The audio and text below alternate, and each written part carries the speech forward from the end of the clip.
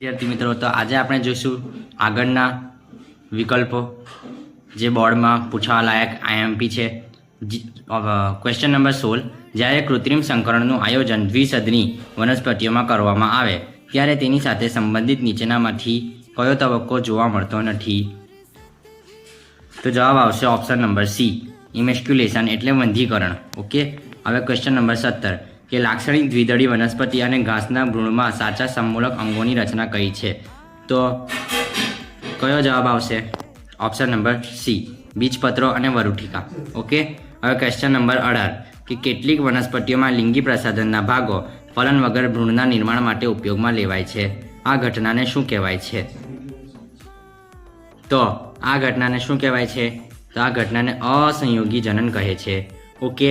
ત્યારબાદ 19મો ક્વેશ્ચન, કે એક પુષ્પમાં જો મહાબીજાણુ માતૃકોષ અર્ધીકરણ વગર મહાબીજાણુનું નિર્માણ કરે છે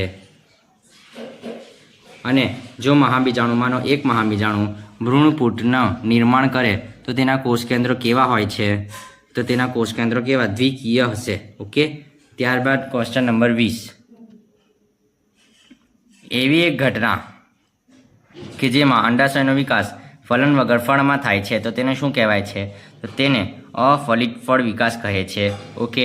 તો આવા જ વિડીયો માટે જોડાઈ જાઓ અમારી સાથે અને આવી તૈયારીઓ થતી રહેશે.